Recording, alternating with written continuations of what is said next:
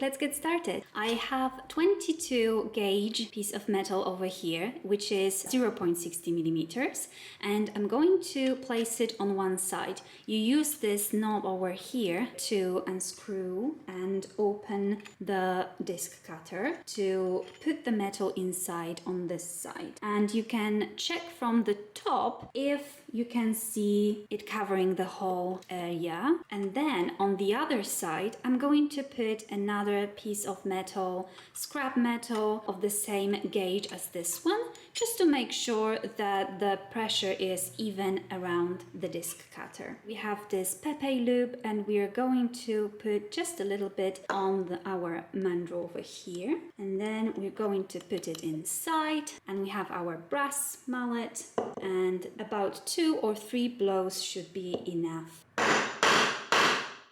And there we go. First disc has been cut. Let's go and cut the rest.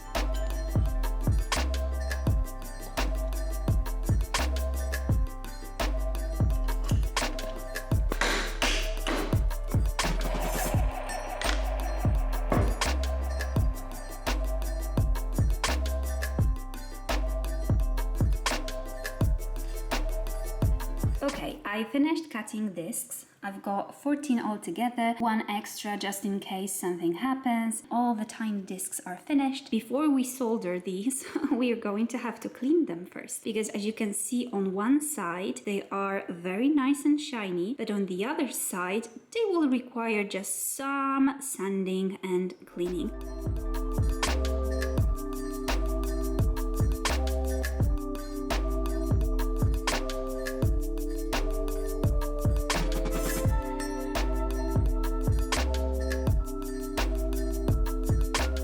Next, I am going to measure the wire, and for that I would be using either 70 millimeters wire, which is 21 gauge, or this 80 millimeters wire, which is 20 gauge.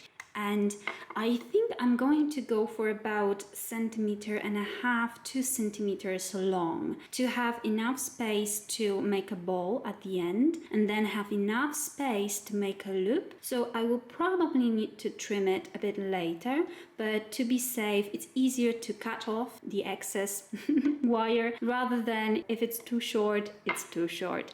So I'm going to go probably for about 2 centimeters long little wires. One way to do it, you can check the length on the ruler and then mark on your wire where you need to cut. The other way to do it would be to adjust the length on this little tool over here, and I'm going to make it about 2 centimeters. There we go. And as you can see, the length is fixed. So what I'm gonna do, I'm gonna go through this and mark it exactly where it lands. And this way I will have multiple chunks of wire in the exact same length.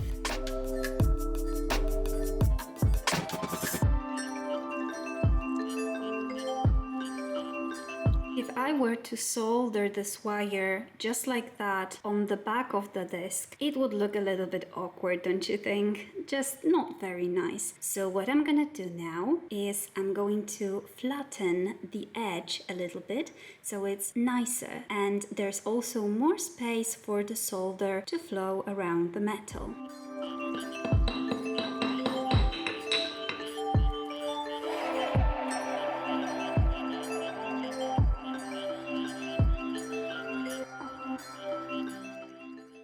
Right, now it's time to solder these wires onto the discs. For soldering, I will be using this soldering paste. This is easy paste because I won't be soldering anymore after this, so there will be only one join and this will be absolutely enough. You could do it with hard paste too, but for this I am personally using this easy paste, which is absolutely enough. And the reason why I'm using soldering paste is because it's just simpler and faster. You can of course do it with a traditional solder like this, if you cut it into small pieces, and you can then just put a flux on the metal and attach solder, and that will work as well. So let me show you how I solder with soldering paste. All I need to do is apply just a tiny bit onto the disc, and then the flattened edge of our wire will stick right to it. And what's great about it is when you are heating it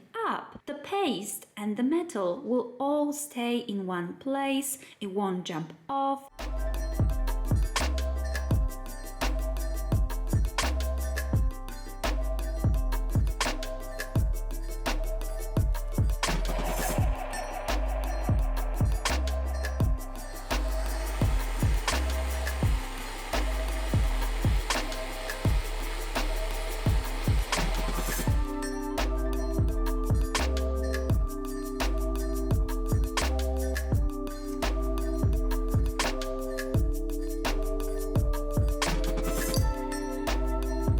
Discs have all been cleaned in the pickle now, so the next step will be to polish them, because right now they are white from the pickle and I want them to be nice and polished silver color. You could polish them by hand with buffing sticks, sanding paper, polishing paper, or using rotary tool and different attachments, or you can pop them in the tumbler, which is, I think, the easiest way, because it would be very quick and you can polish them all at once. So that's what I'm going to do.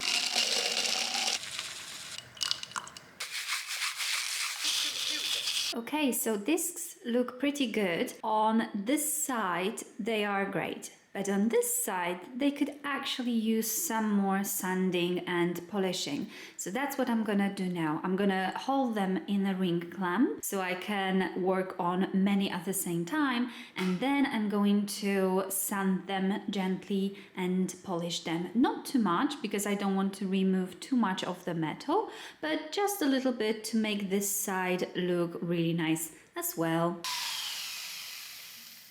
Now one final step left, and that's to attach discs onto the chains. For that I will be using pliers like I showed you before, 2 of the flat nose pliers, round nose pliers, and also cutters to cut off the excess wire. Okay, so first I'm going to determine where is the middle of my chain, and because I am most likely going to be wearing it on a shorter length, so I'm going to measure from the shorter length over here. So I'm going to see, and the middle is over here, so that's where I will start with the first disc. I'm going to put it through and I'm going to double check that it is indeed in the middle. Okay, and now it should be all right. Yes, okay, so the front is over here and the clasp is over here. Perfect. Right, when making the loop, I will make sure that first I am bending the wire just a tiny bit towards the front, like so. Well, not just a tiny bit, that's more than 90 degrees. But yeah, I'm going to bend it this way and I'm going to cut off the excess. Right, and I'm going to cut off about half. And now I'm going to check if that's okay. It depends on you. How large would you like the loop to be? I think this one will be still a little bit too big, so I'm going to cut off just a bit more. And I'm going to turn it around. We have a little loop over there and close it. As you can see, I'm not going for the perfectly round loops because I've noticed that those a bit elongated ones perform a bit better on the necklace like this. And it's up to you how big spaces you want to have. For example, I'm going to place another disc 12 chain rings further.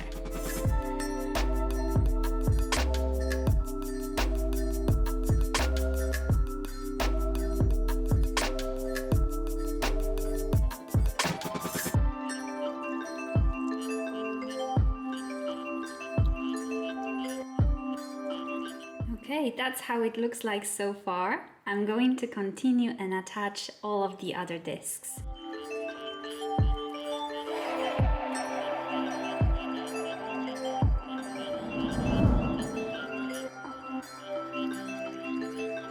An alternative way to soldering would be to make little holes in a disc, just like that.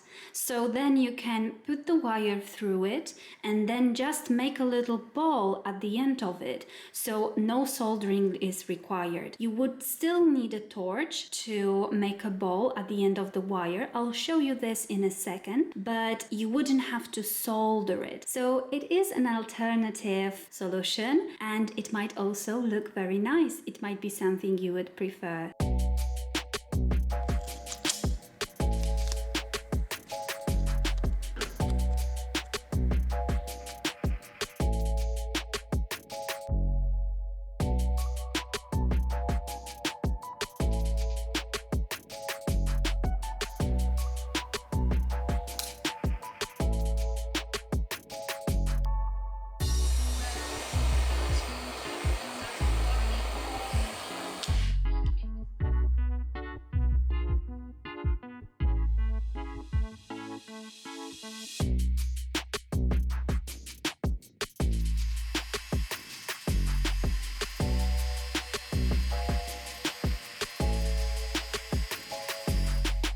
I've put these discs onto this little elastic string because that will help me to polish them, but also keep them in one place, which is great because there would be just too many tiny elements to get out, and this will help me save some time.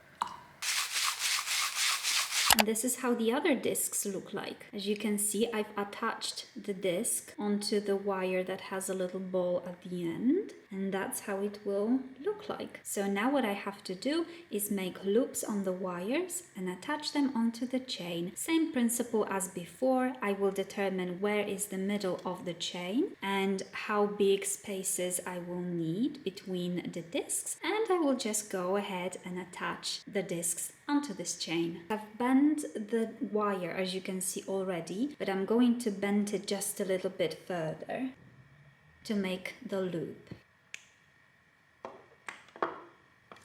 And then I'm going to make a loop. Okay, and that's how the first disc looks like. It just looks a little bit more interesting than the other one because of the little ball. It's essentially very similar style and design. I'm going to attach the rest now, and I'll show you how it looks like at the end. Just a quick word. As you can see, I went to create a loop to the back, but if that would be easier for you, you could always bend it the other way and make a loop towards the front. It's up to you the way you want it to look like.